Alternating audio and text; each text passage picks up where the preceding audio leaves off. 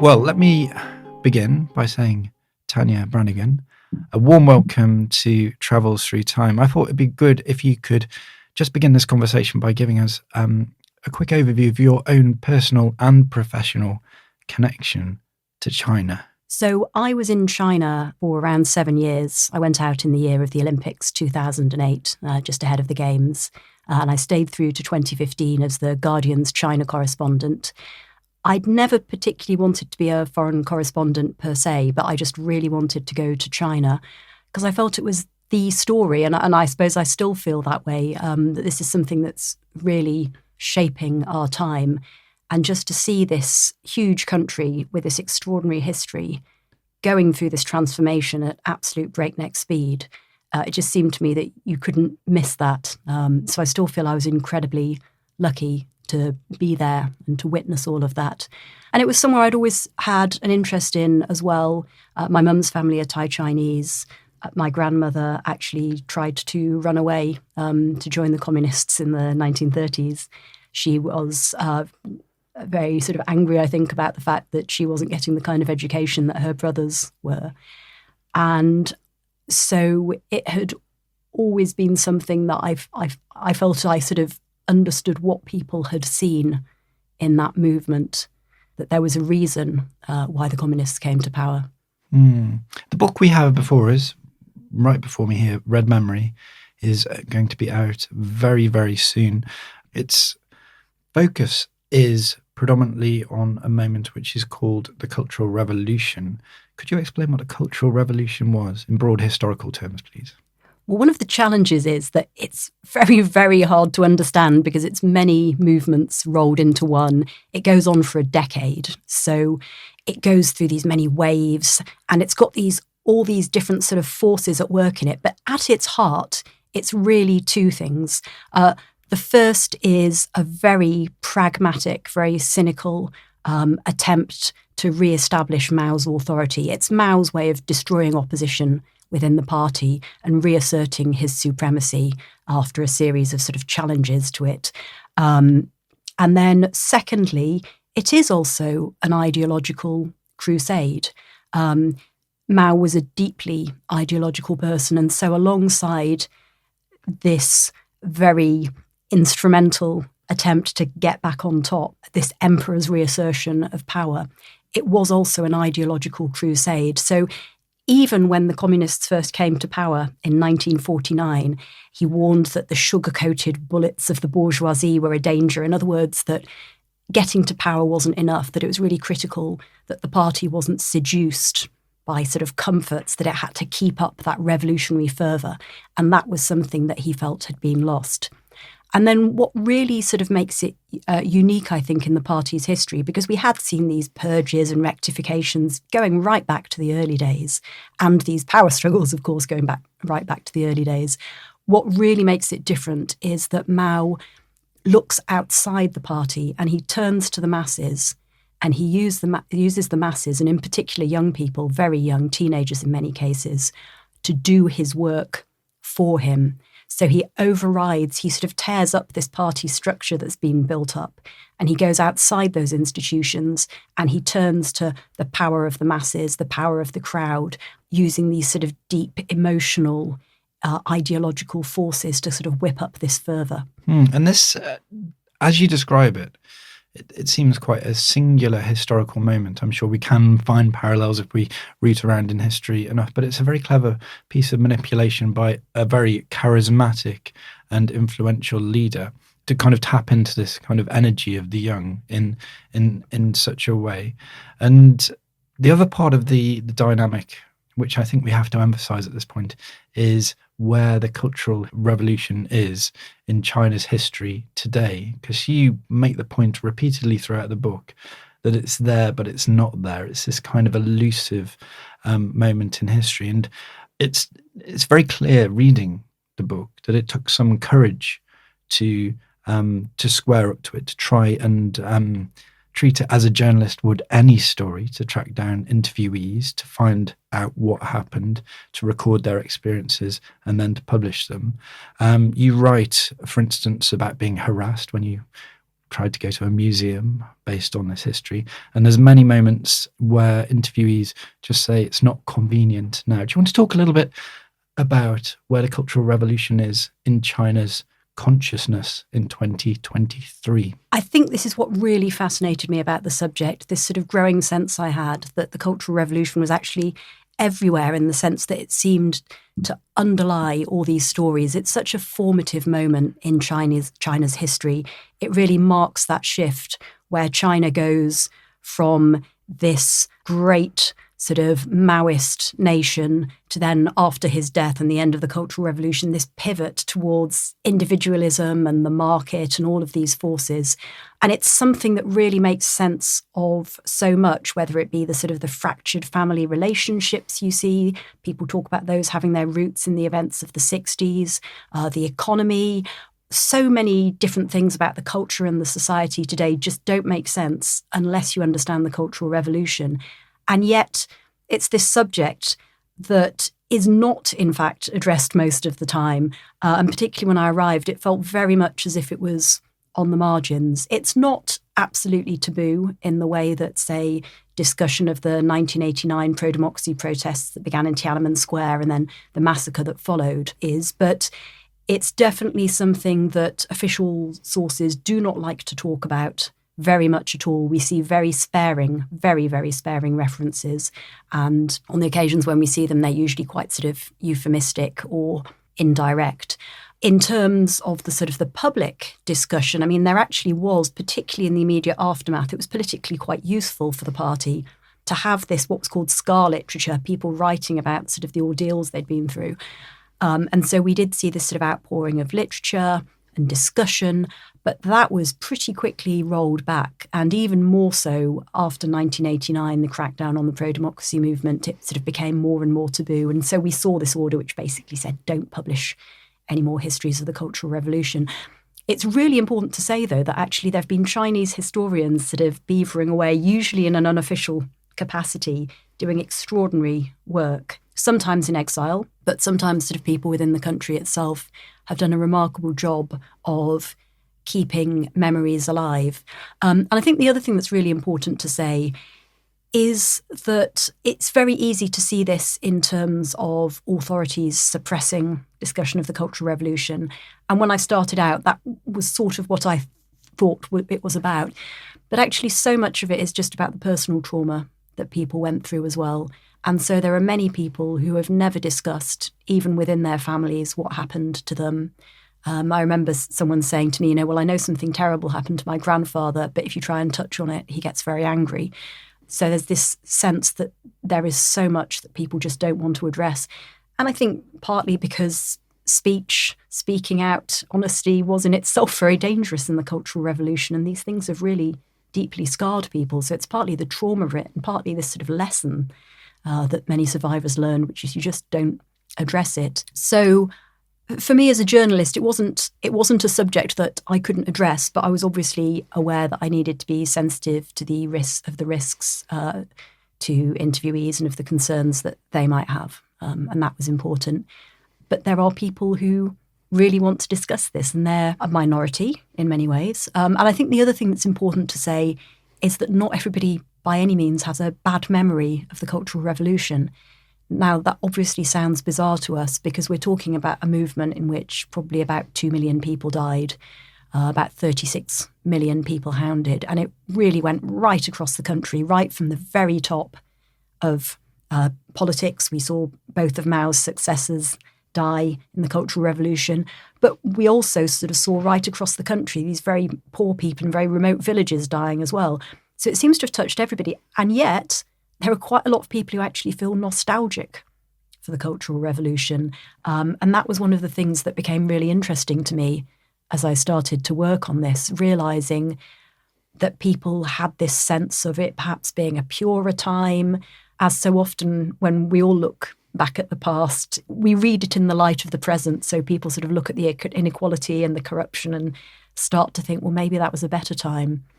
So it's a very complex and contested area. And to me, that was one of the most interesting aspects of it.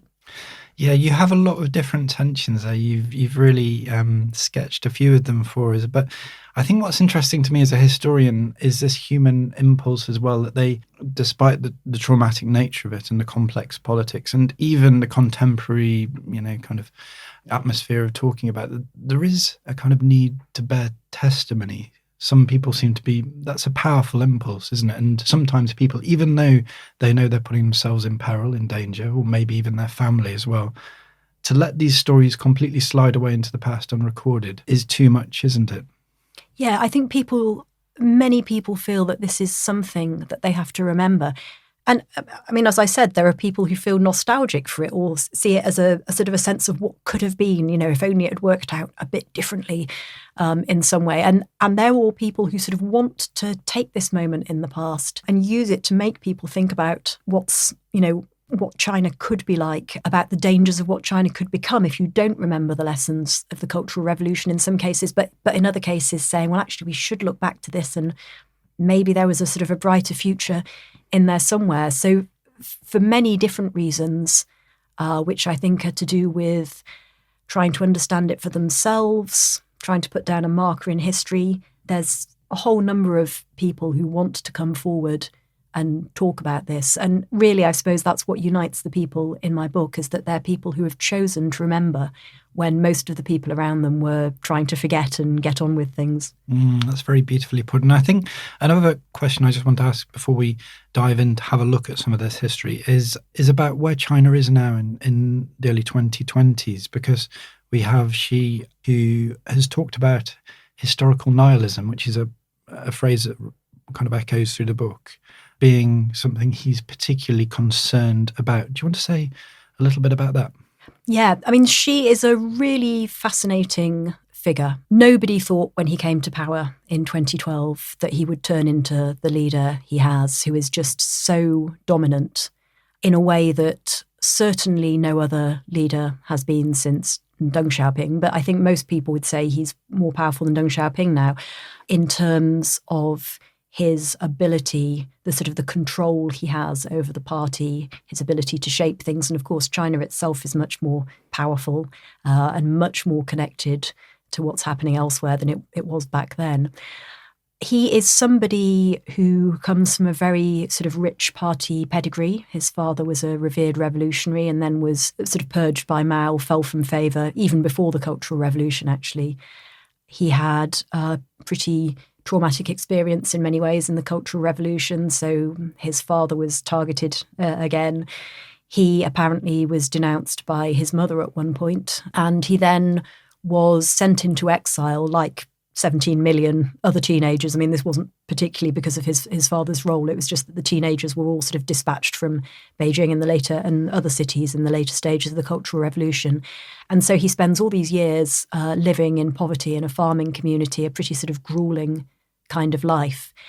What's striking about all this is that his father and other senior leaders in the party sort of took the lesson from the Cultural Revolution, from everything that happened in those years, that they had to ensure that there was never a strong man again.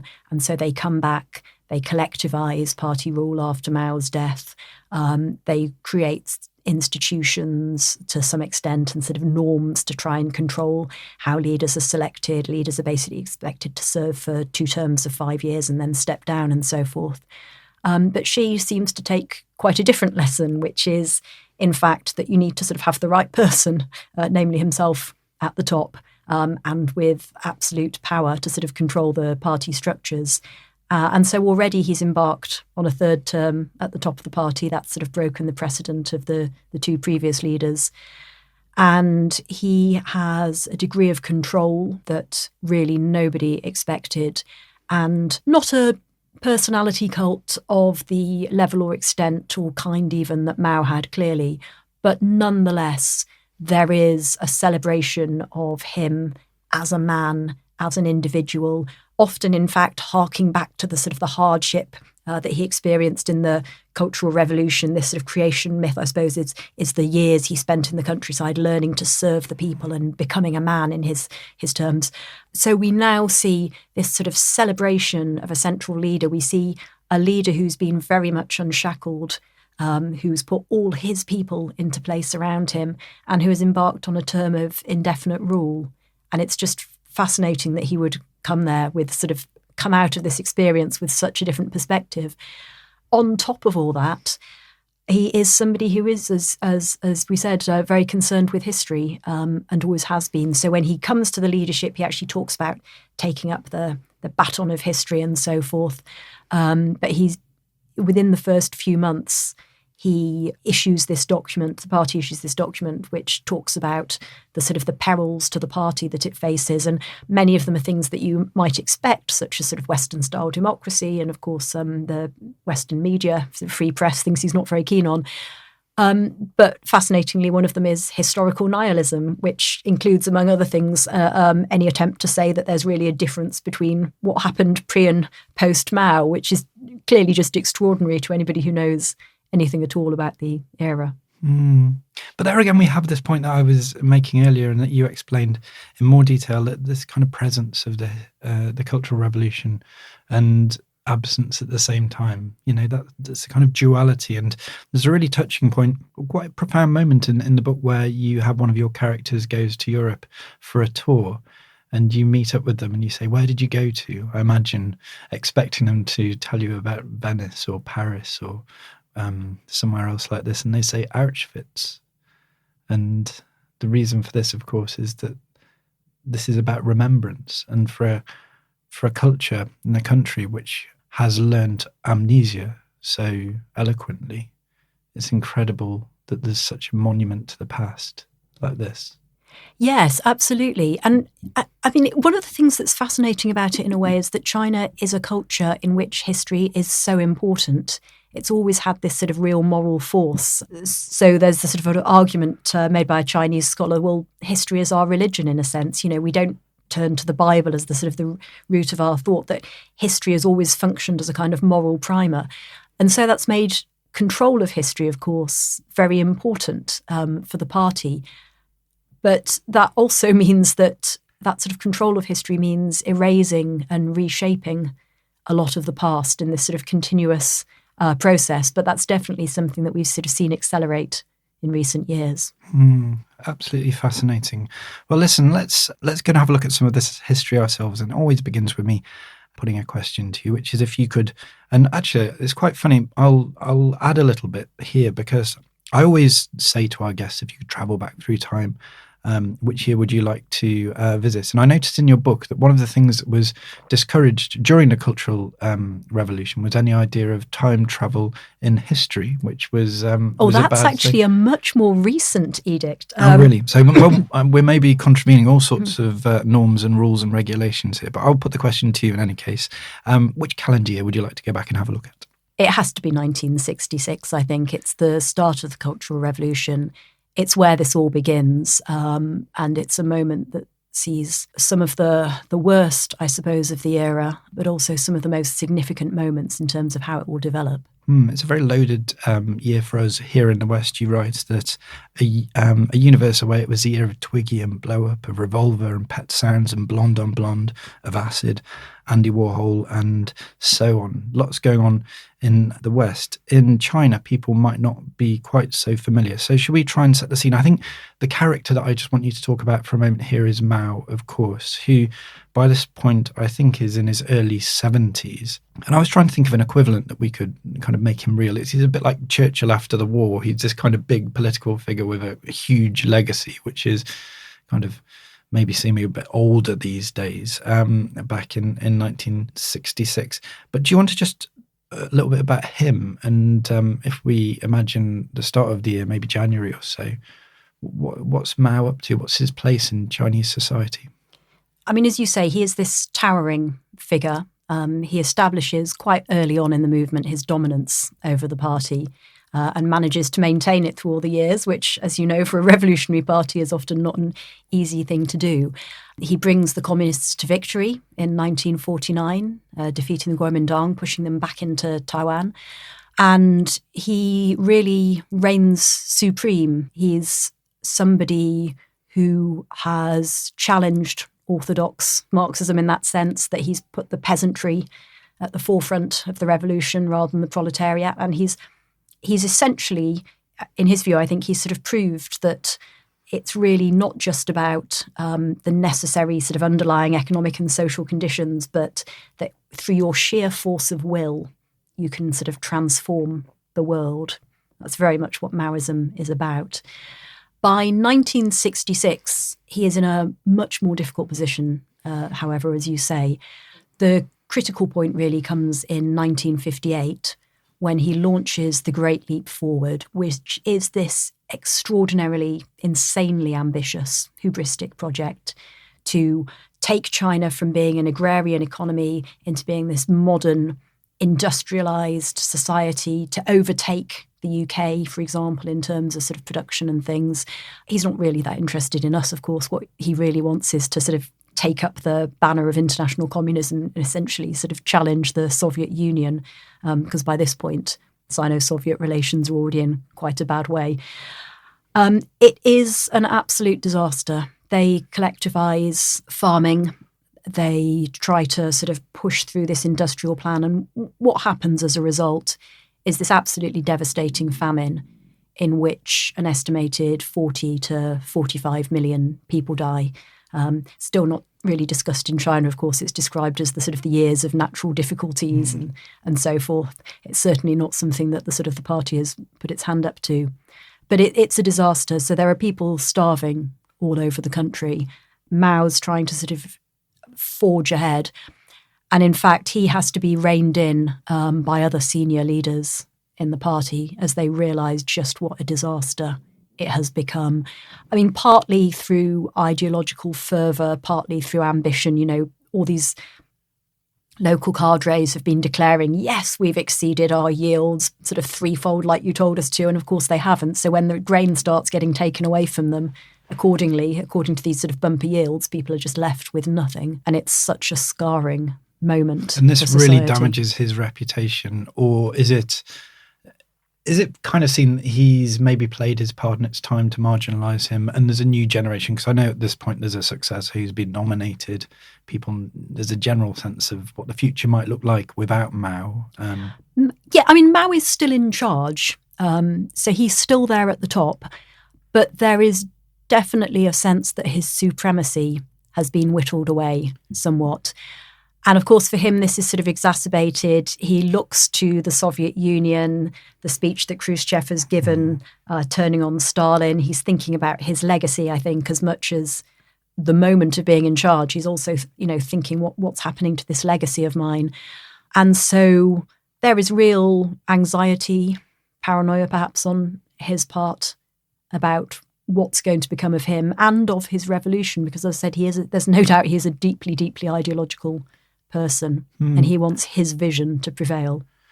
Okay. Well, I think that's a really good platform for where we're going to go. So we're going to have a look at 3 different moments through 1966, which really tell a story and show us the beginning phases of the Cultural Revolution. And this begins with a moment in April, I think you've chosen. Do you want to tell us about when it is? Yes. So this is the Politburo Standing Committee meeting. The Politburo Standing Committee is the very, very top political body in China. So just a few members of the sort of senior leadership present.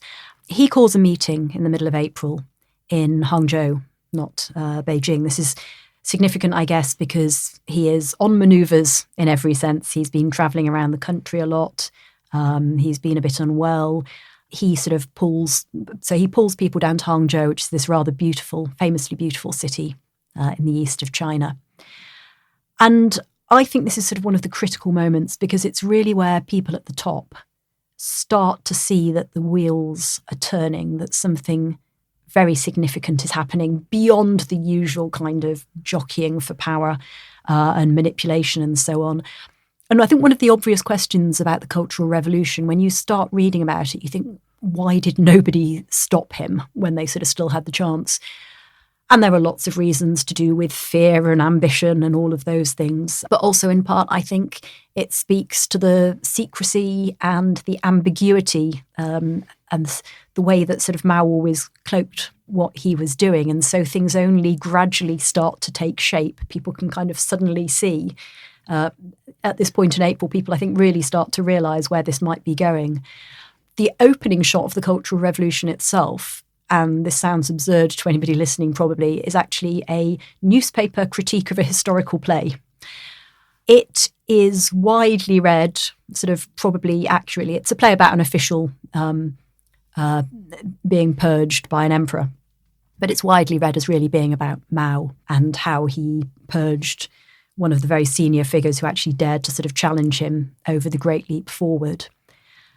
Mao, in fact, initially praises it publicly, but he secretly arranges for this newspaper critique to be published, and he's instrumental in sort of looking over this piece and editing it and puts it in. And at first, nobody sort of reprints it because it just seems like a sort of slightly a piece that's nobody's really sure what lies behind it. But then they realise that Mao's responsible, and so it sort of starts to appear. Now, the author is actually an official as well as a playwright, and his patron is the mayor of Beijing, Peng Zhen. He's one of China's top leaders. He's not a man who's interested in artistic freedom at all, so he's not interested in sort of defending the play on this basis, but he realises essentially that his own career is on the line. And so he's sort of trying to defend this play. He actually raises it with Mao, and Mao reportedly says, "Oh, you guys work it out. I don't know what this fuss is about. I'm not worried about this," and so forth. But in fact, of course, Mao has turned on him behind the scenes. And so by the time that he arrives in Hangzhou in April, he asks to see Mao in private, and Mao says no. And at that point, it is clearly very obvious to him that he is in big, big trouble. The other critical thing, it's no coincidence that he is the right-hand man of Liu Shaoqi, who is not only Mao's heir apparent and therefore a sort of potential threat in that sense, but also is one of the sort of the more pragmatic people who've started to reign in the Great Leap Forward. The other thing that's not a coincidence is that Liu Shaoqi is out of the country when this meeting is called. He's on a tour in Vietnam, I think, and by the time he arrives in Hangzhou, the meeting's already a few days in, and it becomes very clear to him that it's too late to save Peng Zhen. And I think it just says so much about the way that Mao operates, the skill, the But it's got all the elements here, hasn't it, of the classic fall from grace, or the political manoeuvre, maybe we should brand it as, because you have the kind of bureaucratic nature of, socialism, communism at this point. We're not long after the Party Congress of 2020, 2022, when everyone was guessing what was going on behind the scenes. So it's not too much of a leap of imagination to look back 50 years and see the same things happen. And this, like, I suppose, trivial but important matter of a piece of art. And it makes me wonder, and I want to put the question to you about artistic expression at this point, maybe pre-1966. Was quite a lot of openness if you were a playwright? What was your kind of worries, or were you able to get on with your business without too much trouble? Well, Mao has made it very clear from a very early stage, actually, that he believes artists have to serve the party. That's their job. He sees art as a weapon. I mean, he talks about it in militarised terms. Yeah, art should not explore but follow the correct path. Yeah, absolutely. And also that, he wants art soldiers, that you need not just military people on the battlefield, but you need people fighting the battle on the cultural front. And this is the sense in which the Cultural Revolution is. It's a cultural revolution, not just a political manoeuvre. So he's absolutely serious about that. And he makes that very clear, right back in the sort of the 1940s and early 40s and so on. It's not something that's a great surprise to anybody, but I think people thought they had more leeway, certainly. Then in the 50s, you get the anti-rightist movement. Mao famously says, "Let 100 flowers bloom, let 100 schools of thought contend." What's unclear is whether, as some people think, that was an entirely cynical attempt to kind of lure out people who might challenge him, or whether, in fact, he was genuinely taken aback by the realisation that there would be quite a lot of criticism of the party and the people at the top of it. But we see a huge sort of purge of intellectuals and scholars. And so by the time that the Cultural Revolution comes, it's very clear that Mao has a view of art as being in service to the communist cause, and in particular his vision of the communist cause.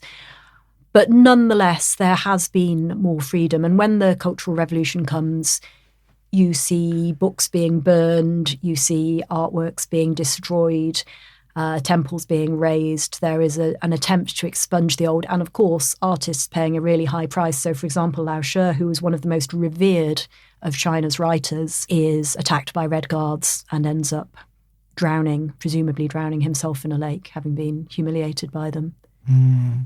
And of course, you have in the book the story of Wang Xilin, who really is the character through which this history is told. And we'll leave that to one side for a moment, but it's an absolutely fascinating story. Just one extra question on this particular moment, which is about Mao's relationship with his political rivals. It seems to me that he's an aging figure here. He can maybe see that there's a new generation who are poised to succeed him, and he is not willing to retreat or maybe let them take his revolution through into a more bureaucratic phase. I don't know. Do you want to talk about that? Did he have to always be the number one? Was he always going to be a difficult figure for successors to deal with, for example? Absolutely. I mean, I think, there is no doubt that this was a man who believed in reigning supreme. One of the striking things about the Cultural Revolution is many of its sort of victims are people who have not only been devoted to the party from the very earliest years and made immense sacrifices for it in many cases, but people who've worked very closely with Mao, who've stood alongside him. When Peng Zhen is in fact sort of purged formally done just after this meeting in Hangzhou, he says, wasn't I the first guy to cry long live, as in long live Chairman Mao? So he's saying, it's not just the revolution devouring its young, it's actually the revolution devouring the people who are sort of right at the heart of it, saying, this was someone who'd sort of worked with Mao for so long, and yet Mao was still turning upon him. And so I think that's something that is sort of very much there in Mao for a long time, although it obviously becomes accentuated with age and with power.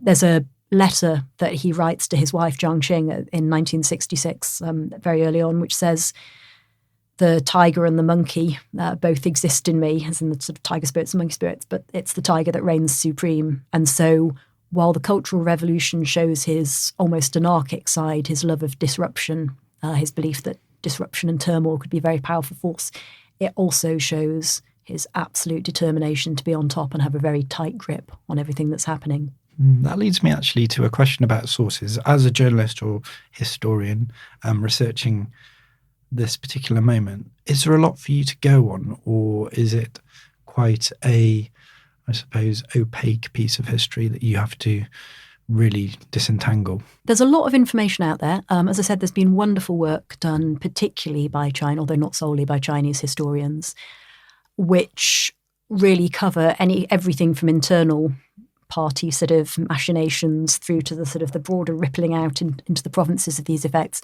So we do have quite a lot of information. More becomes available. For example, Yang Jisheng, who's a wonderful Chinese historian, published a book quite recently called The World Turned Upside Down. And that had sort of a host of information in there that doesn't appear elsewhere. But certainly there are recent histories of the era by people like Frank de Cotter. Going back further, Mao's Last Revolution by Roderick McFarquhar and Michael Schoenhals is, again, wonderful sort of reading. There is a sort of a wealth of information out there, and there are scholars doing fantastic work even now that's really worth seeking out. So there is a good deal to go on, but obviously there is still a lot shrouded in mystery. I always wondered and continue to wonder where, what I'll get to find out in my lifetime about all these events. And there may, of course, be records which are destroyed. We just don't know. But what we do know is that in recent years, more and more of the archives, under these concerns about historical nihilism, more and more of the archives seem to have been sort of put away, so scholars can't access them anymore, in other words. So work that was being done by sort of foreign and Chinese scholars seems to have sort of become much harder, certainly in some areas. Well, from a moment which is maybe quite difficult to research and know with any great clarity, although you seem to have teased out the narrative from it, let's move to a second scene which is much better known and it's quite cinematic, almost vivid in its richness. So this happens on the 16th of July. We're talking 3 months or so later on, and it involves Mao once again. So yes, on the 16th of July, Chairman Mao swims the Yangtze near Wuhan. We get a wonderfully vivid depiction of it from propaganda at the time. It says the sky over Wuhan that day was bright and clear. Tens of thousands of people, ebullient with joy, thronged both banks of the river. You have swimmers already in the Yangtze holding up apparently big banners with Mao Zedong quotes, obviously better swimmers than me because I'm not sure I could manage to do that. But nothing compares to Mao himself taking to the water. Now, he did genuinely love swimming. His personal photographer told me that she used to sort of see him on family holidays, take pictures of him kind of sculling around on his back with a cigarette between his lips. It was one of his sort of passions. But Mao being Mao, everything he did was also very political. So this was unquestionably a statement of intent. He'd done swims in the Yangtze before, and it was in a sense the same message, which is I'm battling the winds and waves, I'm here, I'm vigorous, I'm hale, I'm hearty. But it had renewed importance, or even greater importance this time. He'd been travelling, as I said, he'd really been out of the public eye, he'd had periods of ill health.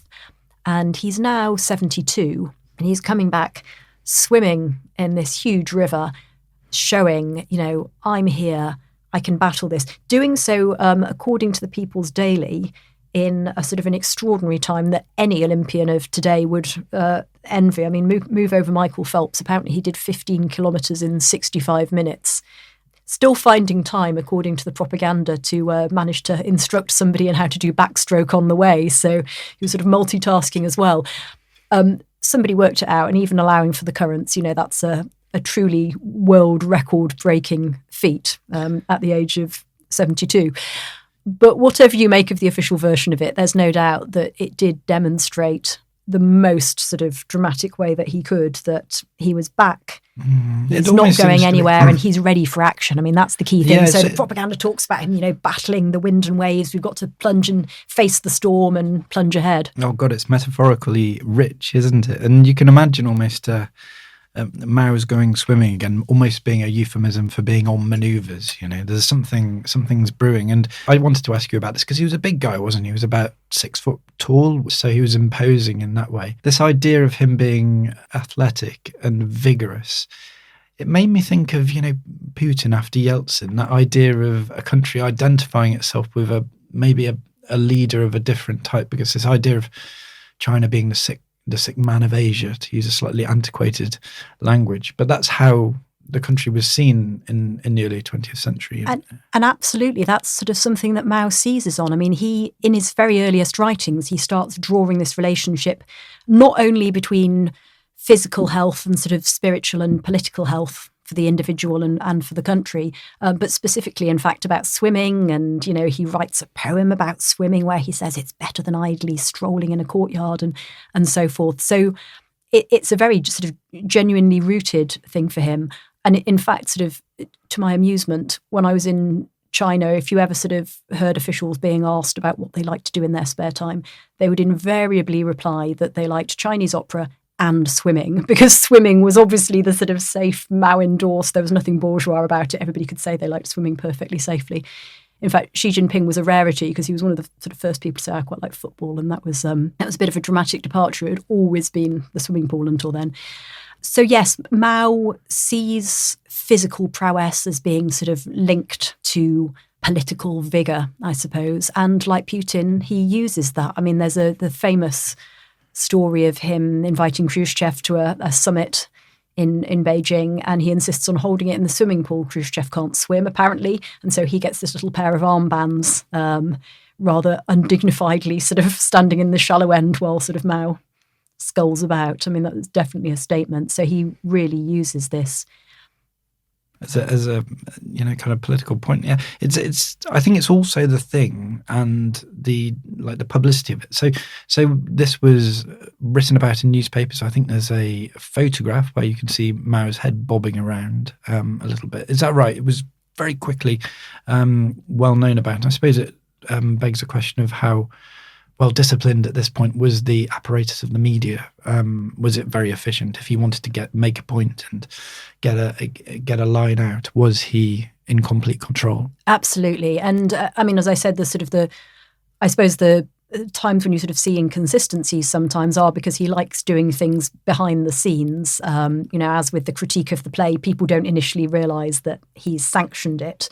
So that's where you sometimes see the sort of the ambiguities or the complications creeping in, because it's not sure, people aren't sure what Mao wants. But when it's clear that Mao wants something, then that is absolutely what the media do. And so we see this huge coverage of him swimming, follow Chairman Mao in advance in the teeth of the great storms and waves. It says, the People's Daily, which is the sort of the top party paper, says, to learn to swim without plunging in just doesn't work. And the same is true of making revolution. They're all spreading this message from Mao.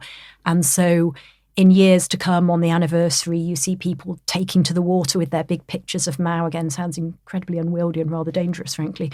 But you see sort of people taking to the waves. Interestingly, actually, somebody was saying even after the Cultural Revolution was over, they were sort of working as a sort of low-level propaganda officer somewhere and sort of got a call from their boss saying, haven't you arranged a swimming event for today? Don't forget it's the anniversary. So this was something that had real force. I mean, it's a sort of a strange sort of contrast, because you always have the sort of the grandeur of this vision. And then if you believe Mao's physician who wrote this sort of tell-all book, the reality was rather grimmer. He sort of talks about Mao insisting on sort of plunging into the Yangtze, and they're saying, hang on, it's full of industrial pollution. And I can see, human feces floating past and things. But, Mao's sort of undaunted by this and dives in, and the rest of them have no choice but to follow.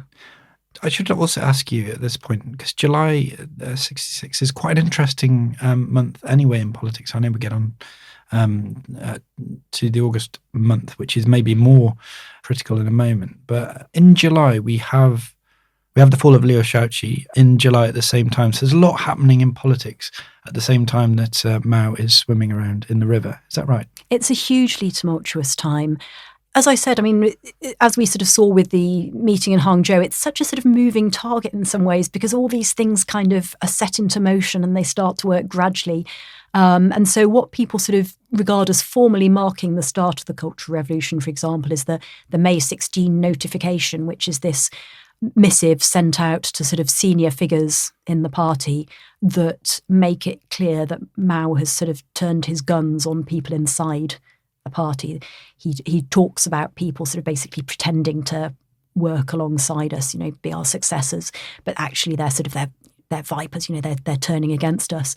But then it's only, for example, a year later that Liu Shaoqi's name is actually attached to that formally. So we see this sort of process of insinuation, of gradually pushing people out, manoeuvring people round. And so there's this sense of this sort of gathering storm. It's clear to people by this point within the party that something really major is happening. But I think for people outside the party, that's still less clear. We've started to see as well the formation of these groups of Red Guards forming in schools. So these are sort of essentially political vigilantes in schools, on university campuses. They're getting together. They're starting to sort of turn upon teachers and leaders and so forth. But it's not clear how sort of seismic this is going to be. I mean, I think back to one of the very first interviews I did with someone about the Cultural Revolution, and she was the widow of a man who's sort of hugely revered in China now, and was revered back then as sort of the father of modern Chinese architecture. He was a huge figure. But he was disgraced in the Cultural Revolution, and she was sort of talking to me about the early stages, and she said, well, I came back and I saw the state he was in because he'd sort of just been denounced. And, I knew that a dark cloud was covering the country, but I didn't know it was going to be there for 10 years. So over the summer, I guess we sort of see these storm clouds build. And it's, I suppose, if you put these two scenes together, what happens in April and what happens here, we're seeing just how formidable a political operator Mao is, because he's the kind of grandmaster of the, I don't know, like kind of playing politics in the back corridors, kind of whispering against people or creating strategies to bring people down. But he's also the showman, and he can combine those two different facets of his personality in a very powerful way, which probably does explain why you said before, why did people not stop this? It's very difficult when you have a figure as effective as that to confront them. I mean, at what point do you confront them? Yeah, I mean, as you say, he has this ability to sort of combine the sort of the political sort of knifings behind the scenes with this very broad, he's revered at this point. He is revered by the people. He has a godlike status. And so to take that on in any way, to challenge that, is really extraordinarily difficult. And he has this level of power over the ordinary person that is really quite hard for us to get our minds around, I think. And sometimes you don't appreciate these things when you look back at a cold distance of time. Okay, well, let's move on to the third of your choices, which is the 18th of August. So another month on. Do you want to tell us what's happening there, please? This is the first of several mass rallies he will hold for Red Guards in Tiananmen Square in Beijing. It's a very important space in Chinese history. I mean, it's the political heart of China. I think in the West, when we hear Tiananmen Square, we tend to think about 1989 and the pro-democracy demonstrations. But in fact, its importance in China goes back much further. It's been right at the heart of so many movements over the years. It's positioned right in front of the Forbidden City. And when the communists take power in 1949 and start rebuilding Beijing, they kind of embrace but also sort of transform this political geography. So instead of being this restricted space, it's a site for rallies. It's a site where people express their fervour for the communist cause as well. Is it right to think of it as a place that people would be drawn to, if like as a place of political discourse, but a natural gathering point as well? It's a place where people sort of can go to protest and so forth. But in Mao's vision, it's obviously a place that people sort of come to on orders, if I can put it that way. So people are summoned there. Basically, they know the students, the young people, are told there's going to be a big meeting. There'll be senior leaders. They don't realise they're going to see Mao himself, but the Red Guard groups are sort of summoned for what they understand will be a big rally. And then Mao himself appears in this extremely dramatic moment. And again, it speaks to the man, I think, that although he is somebody who is so good at rhetoric, at coining and using phrases, that in fact, he doesn't talk to the crowds. He doesn't address the crowds from the stage or give a big speech. He's just there as a presence, and it's other people who speak for him. So he's there, he's in an army uniform, which is in itself a kind of statement that he's in martial mode, I guess. He's got Lin Biao, who's his Ministry of Defence and sort of chief toady. Is a hugely important figure in kind of building his personality cult, and will become his next sort of heir apparent, although he too will die before the Cultural Revolution is out. Lin Biao is there to sort of tell the young people to sort of go out and destroy the four olds, the old customs and the old ways and so forth. And that really sends the Cultural Revolution into its next phase of mass political action. But I just think it's so fascinating that Mao actually isn't there to give a big speech. He uses the power of his presence, this sort of godlike status he has. It's the fact he is there that matters so much. And then one of the critical moments in this is that a young Red Guard climbs up and puts an armband on him, a Red Guard armband, and he accepts it. And he says to her, what's your name? And she gives her name, and he says, as in refined. So as in refined. And he says, Yao Ma, which means, be martial. So he, through this encounter, which is then reported across the newspapers and so forth, he sends this message, which is that we are now entering a new phase. The gloves are off, I guess, in a sense.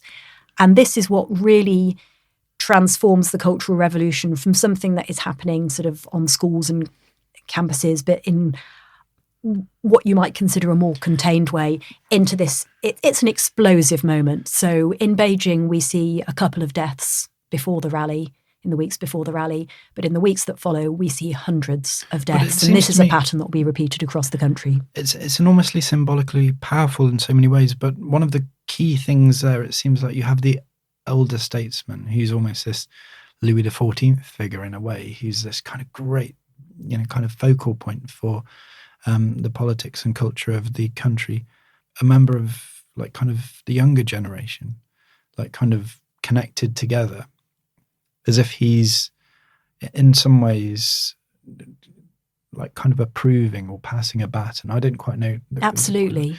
And there's a suggestion, I suppose, implicit in that there is a problem maybe in between. So maybe there's a generation in between who have lost the zeal of revolution. It's lost its heat, it's lost its force. Do you think that's right? Yeah, absolutely. He's sort of reigniting this. And of course, I mean, from a cynical point of view, certainly, speaking to survivors of the era, they say, well, why did he get kids to do it? Because maybe the adults wouldn't have done. You start there, and once you've got the kids to act, you can do pretty much what you want. It's to begin in schools, but as well, particularly sort of in somewhere like China, which had such veneration for both authority and education, that to sort of begin in schools and campuses was a supremely powerful I mean, you move. do repudiate in your introduction this connection. It's a very glib connection that some people have made between left-wing students today and the Red Guard of 1966.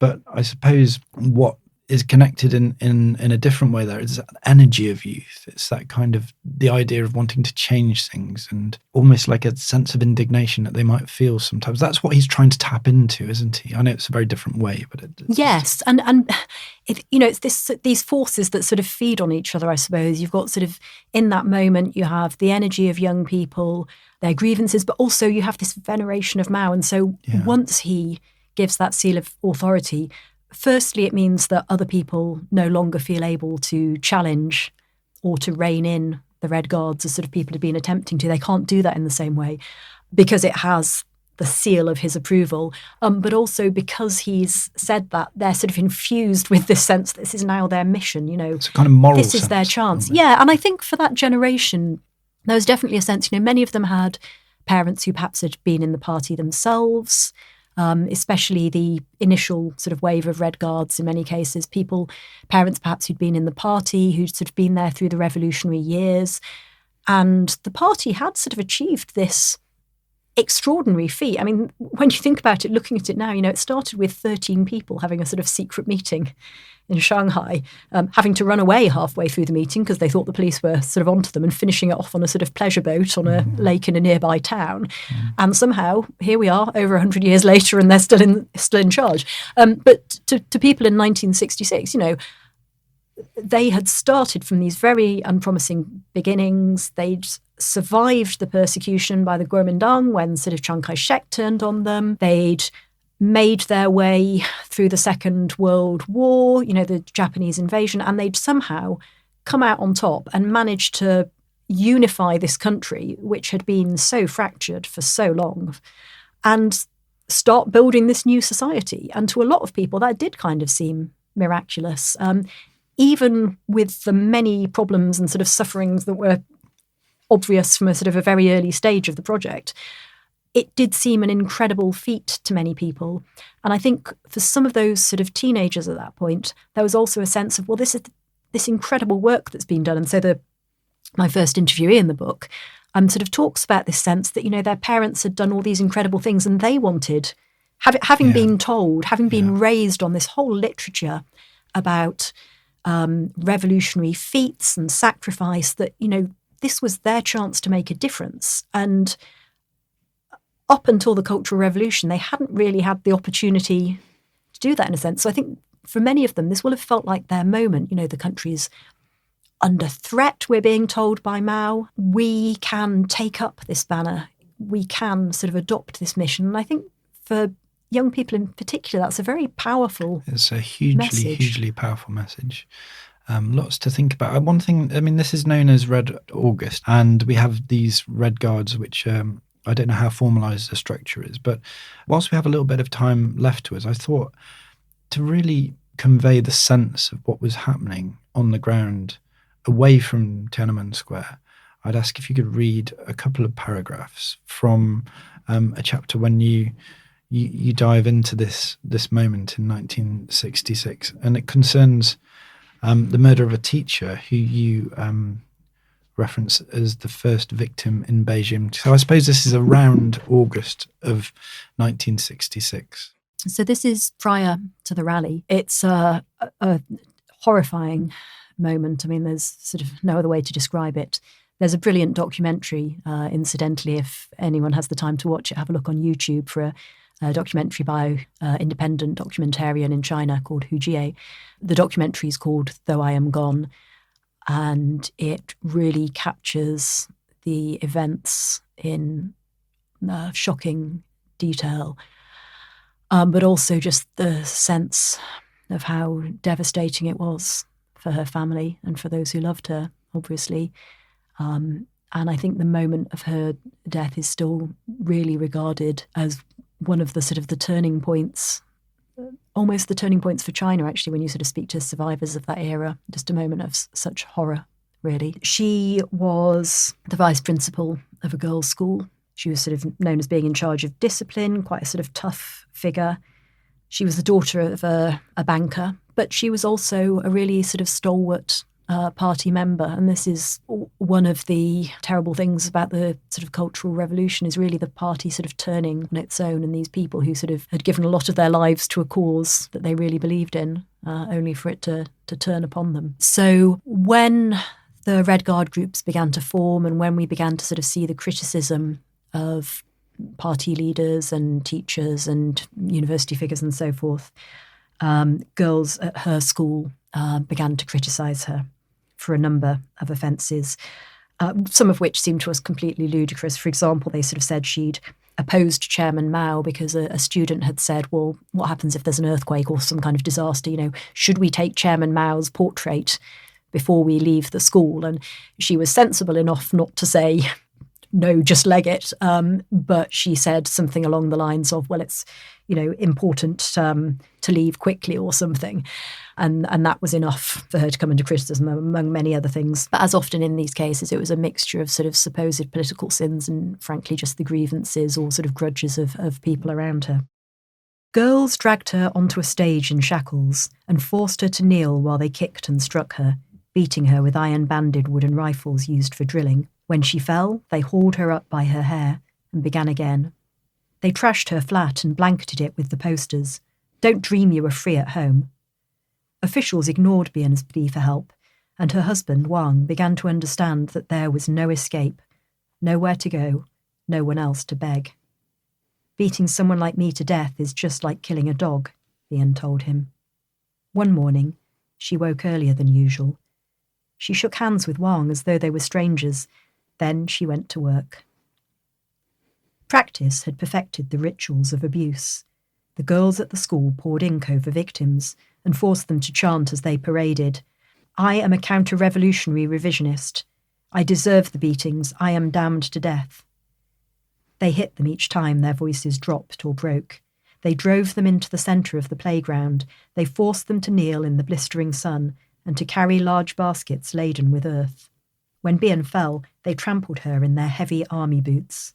Someone yelled for clubs. They beat one teacher till her pelvis fractured. They hit another till his shirt was soaked in blood. They were not finished with Bian. They dragged her to clean the toilets. A staff member saw her there, stained and unsteady, trying to brace herself against the wall, but sliding down to the floor. It's a horrifying account, but one I thought was important to read, which kind of sits in this fascinating book that you've written about the period. It's very difficult, as you say, to put very simple definitions on the Cultural Revolution. It moves through various phases, and it's amorphous, and it seems to me propelled by an energy as much as kind of as it is by Mao's personality. But I really, really do advise people to read the book, because there's messages in there about humanity as well, and about memory, and about the importance of telling stories and bearing witness to events. So there's a lot there for people to think about. I've got one last question to put your way before we finish today, though. We always like to inject a little bit of material history into our episodes. So we ask our guests if they could metaphorically put their hand out and pick up an object from the year 1966, almost as a talisman or a reminder of the history or the conversation today. Is there anything that you would like to have? I think in a way one would be tempted to perhaps rescue some of the treasures right across the country from Tibet to Shanghai that were destroyed in that year, in the frenzy of destruction, to rescue the pre-Cultural Revolution treasures, in other words, that were sort of lost in that time. But if I had to have something that summed up the era itself, I think perhaps the first big character poster that set it off. So this was a sort of a denunciation of the officials at a university in Beijing that was painted and put up on campus, and which Mao then ordered to be read on the radio. And in many ways that sort of set off the destruction and the chaos that followed. What an object. Well, Tania Branigan, thank you very much for taking the time today to come on Travels Through Time. Thank you.